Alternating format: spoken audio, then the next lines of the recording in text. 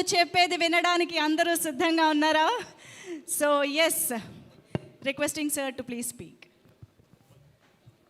క్షమించాలి, నేను పోడియం లేకపోతే మాట్లాడే పరిస్థితిలోకి వచ్చేసాను. అందరికీ పాత్రికేయ ముఖ్య మీడియా ఫ్రెండ్స్కి, పాత్రికేయ సోదరులందరికీ, each and every eminent senior journalist, for all of you my heartfelt apologies for getting delayed. క్షమించాలి, కొంచెం గంటన్నర 2 గంటలు ఆలస్యమైంది. ఈరోజు 24 క్యాబినెట్ మీటింగ్ ఉండటం వల్ల అది కొంచెం తర్వాత ఫాలో ప్రివ్యూస్ ఉండడం లేట్ అయింది. మనస్ఫూర్తిగా క్షమించమని అడుగుతా ఉన్నాను నా ఆలస్యానికి. నా జీవితంలో మొట్టమొదటిసారి ఇలా ఏ మీటింగ్ అంటుందండి? Thanks meeting, success meet. Okay,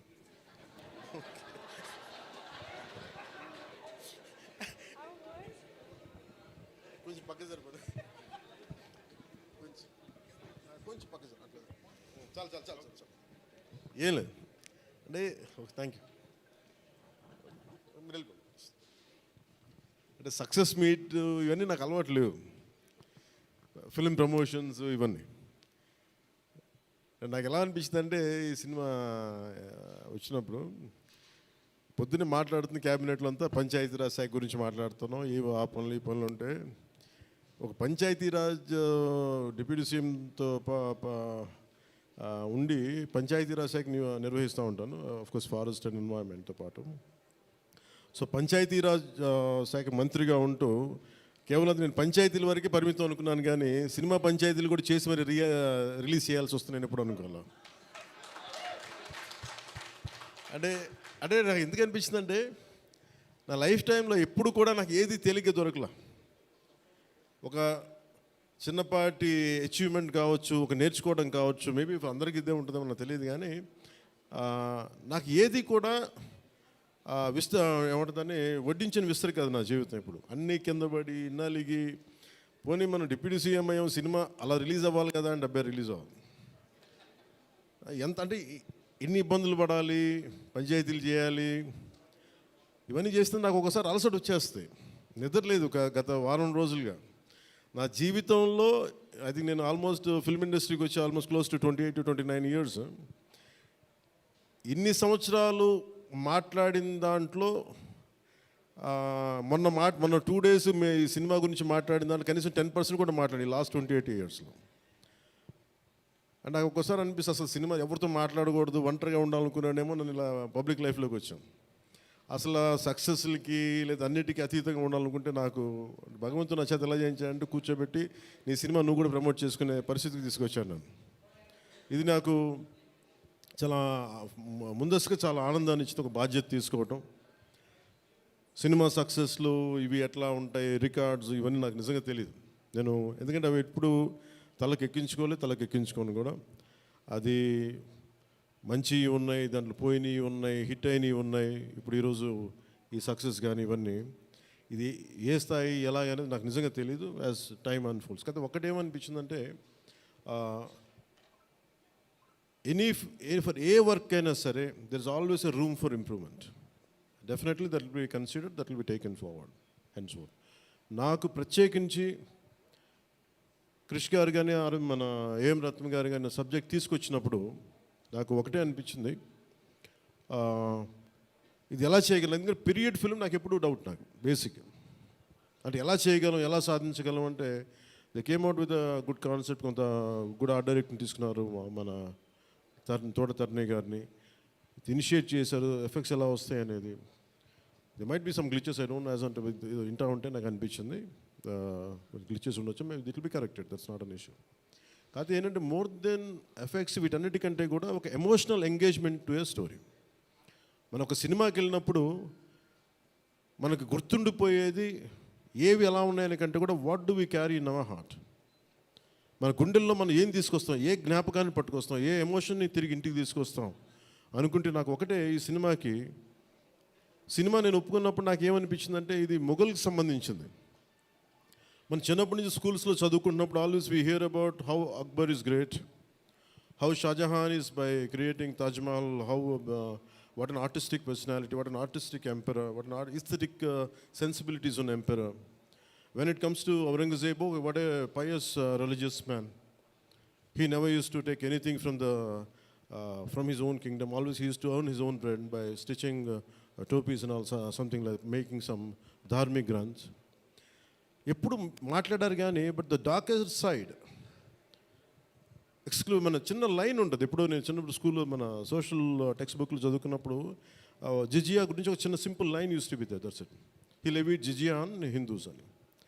ఈ సినిమా చేస్తున్నప్పుడు నాకు అది గుర్తొచ్చింది. ఒరిజినల్గా ఈ కథ చేసేటప్పుడు సింపుల్ లైక్ ఎనీ ఇమిగ్రేషన్, మన ఎయిర్పోర్ట్కి వెళ్తే ఇమిగ్రేషన్ ఎలా ఉంటుందో అలాగే కైండ్ ఆఫ్ ఇమిగ్రేషన్ అది.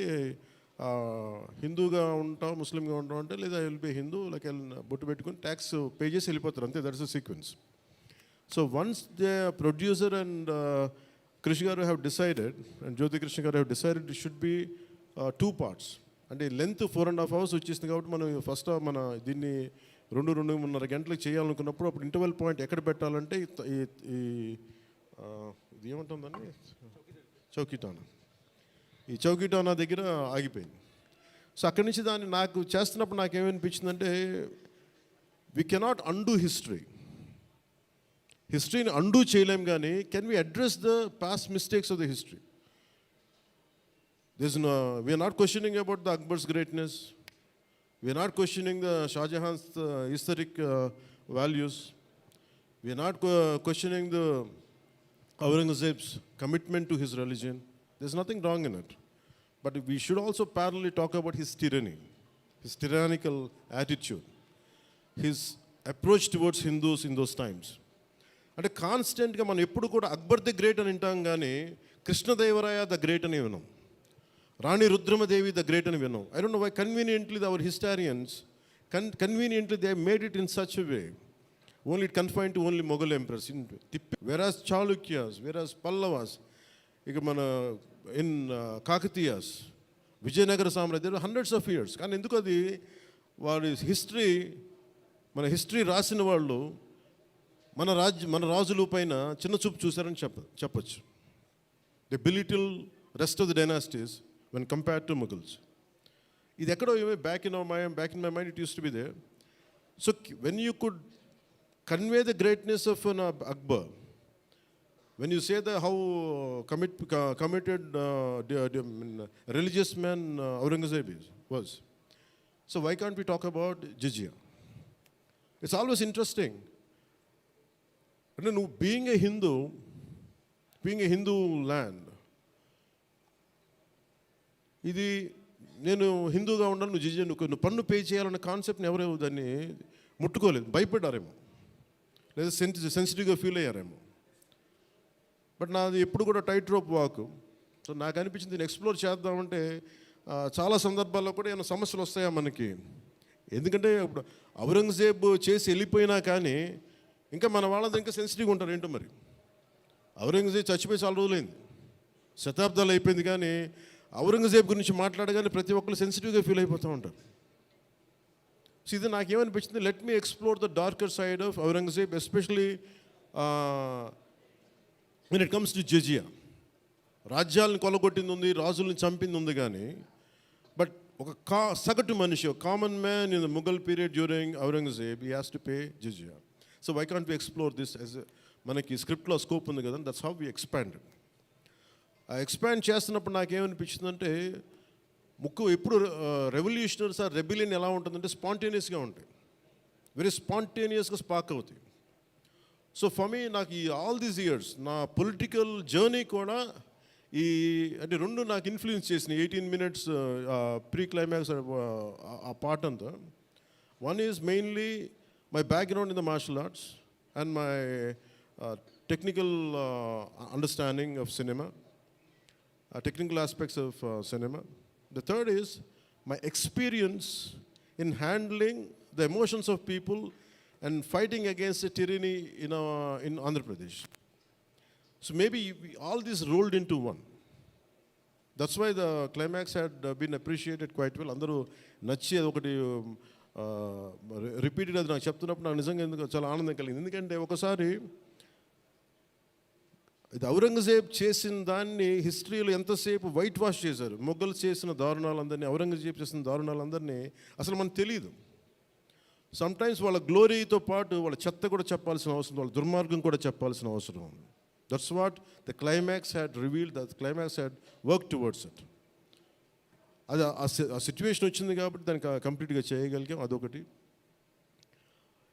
మెయిన్ నాకు ఈ సినిమా ఇన్ని ప్రాసెస్లో నేను ఎప్పుడు సినిమా గురించి పోస్ట్, నేను ఎప్పుడు టెక్నికల్గా నేను యాక్చువల్గా I'm quite reluctant hero, keep on saying this word.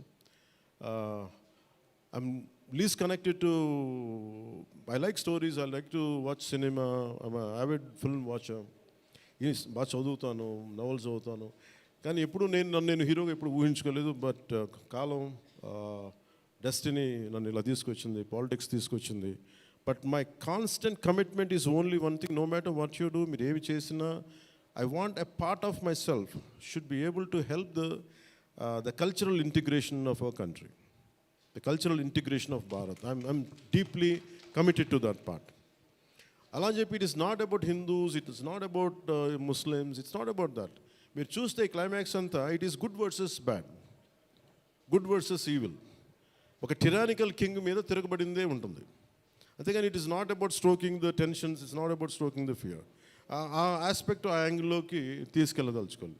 మీరు చూస్తే ఈ సినిమాలో హీరో పక్కన especially one particular character I had conceived for the climax was when we are redoing re-examining the screenplay. One is I wanted someone from and parent we have Jesud Gari, the tall guy. No, what's his name?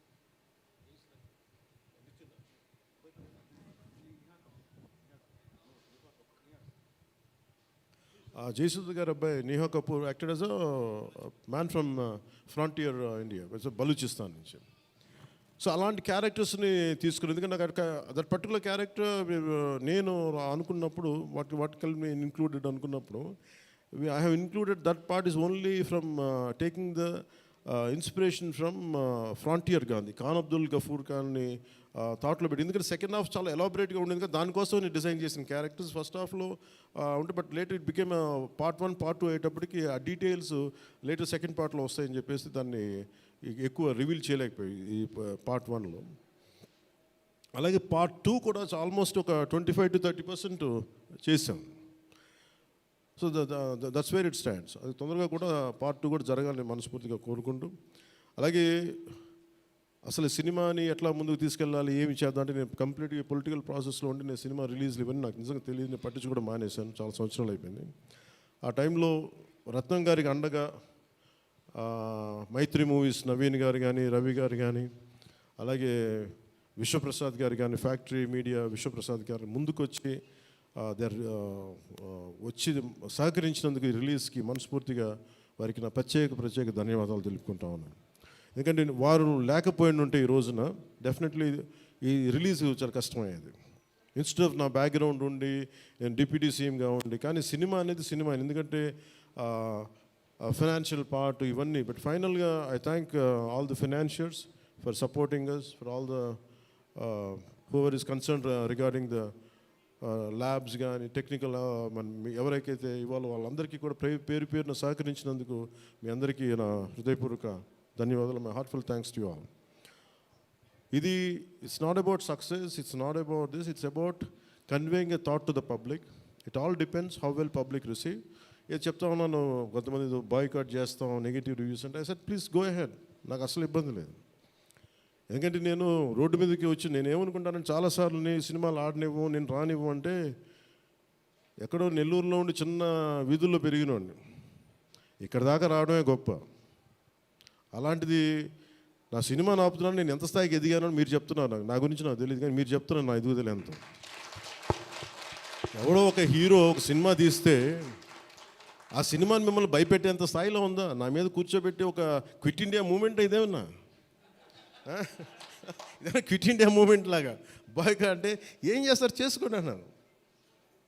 ఏం ఫరక్ పడుతుంది, ఏమీ తేడా పడుతుంది? Nothing. ఇవన్నీ చూడకుండా జీవితంలోకి వస్తామా? ఇవన్నీ ఇంతకుమించి మేము చూడలేదా? దెబ్బలు తినకుండా వస్తామా జీవితంలో? అందుకని ఇలాంటి తాటాకి చప్పులకి మీ పదే పదే బెదరు, ముఖ్యంగా నా అభిమానులకి మీకు చెప్తున్నా, ఈ మాధ్యమాల ద్వారా, ప్రసార మాధ్యమాల ద్వారా, ఈ మీడియా మిగతా మీడియా సామాజిక మాధ్యమాల ద్వారా ఈరోజు నేను ఇంత బలంగా ఉన్నానంటే మీరు ఇచ్చిన బలమే నాకు. నేను ఎంత ఎదిగానో నాకు తెలియదు, నేను ఏం చేశానో నాకు తెలియదు, కానీ నాకు ఒకటే తెలుసు, ధైర్యంగా ఉండడమే తెలుసు. నాకు డిప్రెషన్ ఉండదు. ఎందుకంటే నేను డిప్రెషన్ అనేది ఎందుకు ఉండదంటే నాకు బతకడం చాలా అద్భుతమైన విషయం అనిపిస్తుంది, మోర్ దెన్ సక్సెస్. అందుకే నాకు ఇప్పుడు డిప్రెషన్ ఉండదు. ఇంట్లో కూడా చాలాసార్లు కూర్చొని నా కొడుకు కూడా చాలా డిప్రెషన్గా ఉంటే వాడికి ఏం చెప్తాను, రోజు అన్నం మానేరంట. ఎందుకంటే డిప్రెషన్ ఈజ్ ఆల్ క్రియేటెడ్. అలాగే ఇప్పుడు సడన్గా ఆయన ఎందుకు చెప్తున్నాను, ఎందుకు రెలవెంట్గా చెప్తున్నానంటే, సార్ మన సినిమా గురించి నెగిటివ్గా మాట్లాడుతున్నట్టే, అదే నెగిటివ్గా మాట్లాడుతున్నా అంటే మనం బలంగా ఉన్నామని అర్థం. మనం బలంగా ఉండబట్టే మన మీద నెగిటివిటీ ఉంటుంది.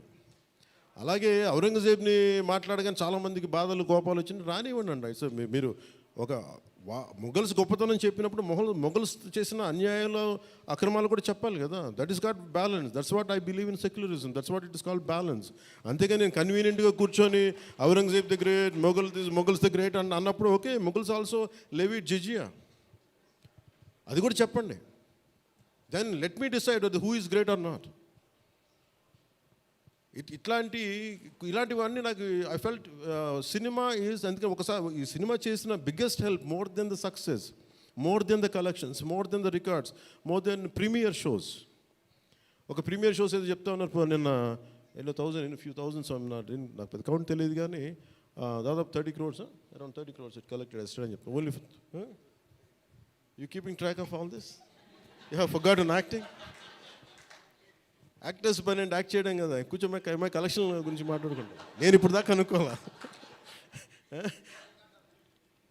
అంటే వీటన్నిటికంటే కూడా what is the take away from this film? ఒక historical blunder made by Aurangzeb. It is a blotch it has become a civilizational wound in the hearts of every Indian. That has been addressed. ఆ డిఎన్ఏలోకి వెళ్ళిపోయింది ఆ బాధ. We are able to undo that pain, we are able to address that pain. చిన్నప్పుడు ఎప్పుడు నేను స్కూల్లో చదువుకొని, అరే హిందూగా ఉండి ఎందుకు జిజియా కట్టాలి, అసలు దీని గురించి ఎవడు మాట్లాడేంటి, అది అడ్రస్ చేసినందుకు నాకు చాలా ఆనందం. ఇది నాలాగా చాలామందికి చాలా క్వైట్ పెయిన్ఫుల్గా ఉండాలి, అందరికీ నేను అడ్రస్ చేయగలిగాను. That is the biggest achievement. ఒకసారి సినిమా చేసినప్పుడు అందరు కలెక్షన్ల దగ్గర ఆగిపోతారు, లేదంటే అందరు రికార్డుల దగ్గర ఆగిపోతారు. నేను ఎప్పుడు అక్కడ ఆగలా. What is the take away from this film? ఎప్పుడో నేను ఎంటర్ ద డ్రాగన్ చూసినప్పుడు, అరే బ్రూస్లీ భలే చేశాడు అనుకోలేదు. నేను బ్రూస్లీగా మనం ఎలా చేయాలి, ఏం చేయాలి, బ్రూస్లీ గురించి అదే. అలాగే ఒక పొద్దున కూడా ఏదో ఎవరికి ఇంటర్వ్యూస్లో చెప్పాను, పర్లేదు వాళ్ళకి ఇది షేర్ చేసుకోవచ్చు. అంటే what a film does to people. It's the greatest story telling medium. అంటే ఎంతసేపు వెస్ట్ వైపు చూసే మనకి, always we look towards west, they think they are quite advance, they think they are far ahead of us. మన చిన్నప్పటి నుంచి మెంటల్గా నూరి పోసి మనకి ఆ వెస్టర్న్ మ్యూజిక్ ఇవన్నీ ఉండే రోజుల్లో, when I was in around maybe 7th 8th ఆ ఏజ్లో, fascination is only towards west, towards English music. ఇలాంటి సమయంలో మన సంగీతం, మన కర్ణాటిక్ సంగీతం కానీ, మన క్లాసికల్ మ్యూజిక్ అంటే చిన్న అపహాస్యం. అలాంటి మైండ్ సెట్ ఇది తెలియకుండా సొసైటీ మనకి ఇంజెక్ట్ చేసినప్పుడు, దాని విలువ తెలియక, ఒక శంకరాభరణం అనే సినిమా చూసిన తర్వాత నాకు కర్ణాటక సంగీతం మీద అపారమైన గౌరవం వచ్చింది. అంటే ఒక సినిమా ఏం చేయగలదంటానికి. అంటే cinema is not about collection, cinema is not about mere records, it's also about how it transforms you, how it can impact you. It is not about special effects, but it is about story telling. How well you have told the story, how emotionally you got entangled to that story, how well you got connected to that story. That's what makes a difference.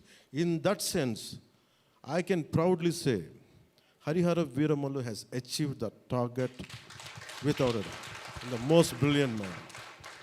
Technical aspects, always we can improve. Always there is a room for improvement. There is no second thought about it. Definitely whatever the corrections, whatever the suggestions we have received, make sure it won't be scene in Harihara Viramalu in part 2. Definitely we'll take forward. దీనికి first thing let me tell you, అంటే ఇది ఎందుకు నా అభిమానులు ఎందుకు చెప్తున్నాను ప్రత్యేకించి, మీరు అంత సున్నితంగా ఉండకండి మీరు. మీరు అంత సున్నితంగా అయిపోతారండి, అందరు కూర్చొని ఇట్లా పళ్ళు కొరికేసుకుని ఎవరు మాట్లాడేస్తున్నారండి. ఈజీగా ఉండండి, తేలిగ్గా ఉండండి. నేను కదా దెబ్బలు తింటుంది ఇక్కడ, మీరు ఈజీగా మీరు ఎంజాయ్ చేయండి జీవితాన్ని. అంతేగాని కూర్చోబెట్టి ప్రతి సోషల్ మీడియా కామెంట్కి దీనికి నలిగిపోకండి. అట్లా మీకు దమ్ముండి తిరిగి కొట్టండి. ఎట్లా దాడి చేయాలి అలా చేయండి. నెగిటివ్ ఆస్పెక్ట్స్ కొట్టి నవ్వలేయండి. This is not about Pawan Kalyan. This is not about Mr. A.M. Ratnam. This is not about Jyoti Krishna. This is not about for anybody to us. It's not about for us. It is about our civilization. It's about భారతీయత.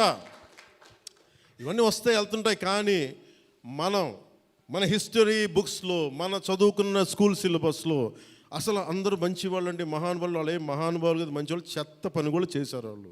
అది చెప్పినందుకు and for ever there is a visual reference for what Aurangzeb had done. This is the biggest achievement. అలాగే ఈ cinema more than Kohinoor, the major dialogue is more than the Kohinoor, the values of this country, the Vedic knowledge of this country, the people who possess that Vedic knowledge, the people who possess the astrological capabilities, they are greater Kohinoors than the Kohinoor itself. That's what this film conveys. Kohinoor ఉంటుంది, పగిలిపోదు, కోహినూర్ పడిపోతుంది, కానీ మనిషి తాలూకు knowledge పోతే ఒక civilisation అంతమైపోతుంది. So ఈ దేశంలో వేదాలని కోహినూర్ లాగా మనుషులు దాన్ని భద్రపరచలా, హార్డ్ డిస్క్లో పెట్టలా, మనకి లోపల మనసులో పెట్టుకున్నారు. అది వాక్కు ద్వారానే ఇచ్చారు అందరికీ. So this is the greatness of our culture. In Harihara Viramalu, I think we have succeeded in addressing that part, in reaching to that part. I think this is the true success for me today. Thank you. అలాగే ముఖ్యంగా నా లైఫ్లో ఎప్పుడు ఇన్ని media సమావేశాలు కానీ ఎప్పుడు చేయలేదు. నాకు నిజంగా చెప్పాలంటే నాకు హార్డ్లీ బాదర్డ్ అబౌట్ మనీ. ఎంతసేపు నాకు మనీ పోగొట్టుకోవడం తెలుసు, కానీ ముఖ్యంగా చెప్పి ఈ సినిమాతో సహా. బట్ నేనేం నమ్మానంటే ఒక రీజనల్ సినిమాని పాన్ ఇండియా సినిమాకి చేయగలం అనేది ఒక నిర్మాతకి నిలబట్టడం నాకు చాలా బాధ్యత అనిపించింది. ఆయన నలిగారు, కష్టపడ్డారు, ఇబ్బంది పడ్డారు. సో అలాంటి ఆయన కష్టం వచ్చినప్పుడు it is not about remuneration, డబ్బులు వస్తాయి పోతాయి పెద్ద ఇష్యూ కాదు, కానీ మనుషుల్ని డబ్బులు వస్తాయి పోతాయి, కానీ మనుషుల్ని మమతల్ని కోల్పోతే తిరిగి రాం. అది నా విలువ బాగా తెలుసు నాకు. సో మనస్ఫూర్తిగా మీ అందరికీ నా ధన్యవాదాలు తెలుపుకుంటూ, మీరే కదమ్మా యాక్ట్ చేసిన దాంట్లో యాక్టెడ్ ఉన్నది, మీరే చేశారు కదా, చాలా బాగా చేశారు. బాగా ఇబ్బంది పెట్టా, జుట్టు లాగి ఉంటాడు కదా ఎక్కువ, అతను దుర్మార్గుడు.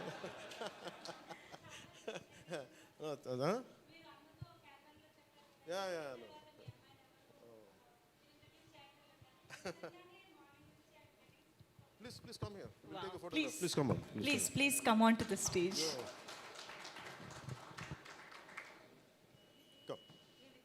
Come.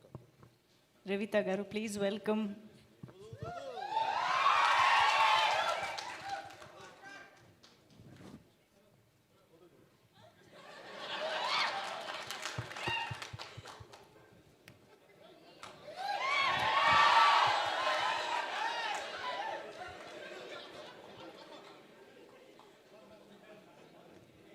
ఈ కన్ఫ్యూజన్ అటు వెళ్ళిపోయింది.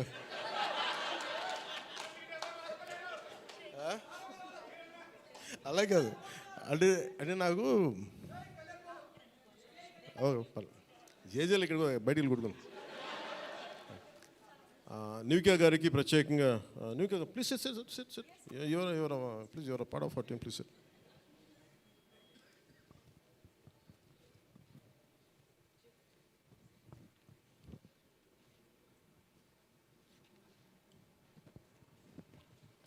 నిధి గారు, she is Nivika, she acted in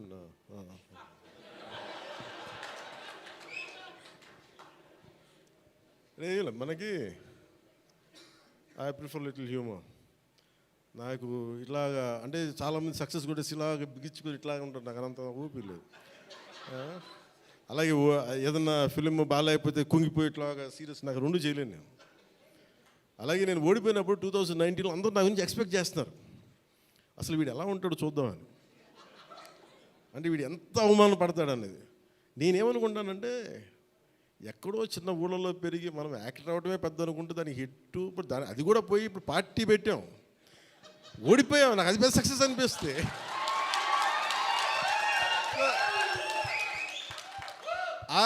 I truly enjoy my journey. It's not about success. Set ఒక అడుగు ముందుకేస్తున్నావా లేదా అనేది. అలా అడుగు ముందుకేసుకుంటూ వెళ్తేనే కదా ఈ రోజున కూర్చొని డిప్యూటీ సీఎంగా మీ ముందుకు వచ్చాను. అందుకనే ఏంటంటే ఇది నాకు చాలా అందరూ చాలా సీరియస్గా తీసుకుంటారు సక్సెస్ని. నాకు అట్లా అనిపించదు. అరే జీవితాన్ని సీరియస్గా తీసుకుందాం, బంధాలను సీరియస్గా తీసుకుందాం, మానవత్వాన్ని సీరియస్గా తీసుకుందాం. అందుకని మనస్ఫూర్తిగా నాకు ఈ అవకాశాన్ని ఇచ్చిన మీ అందరికీ పేరు పేరున ధన్యవాదాలు తెలుపుకుంటూ, especially for all our media friends and senior journalist, media houses, ప్రతి ఒక్కరికి, మీ యాజమాన్యానికి, టు ఆల్ అవర్ అయినా అలాగే మిమ్మల్ని కెమెరామెన్ అంటూ నాకు చిన్న ఇంకేదో పదం ఉందని ఎత్తుకుతున్నాను, లేదు కదా. పాప మీరే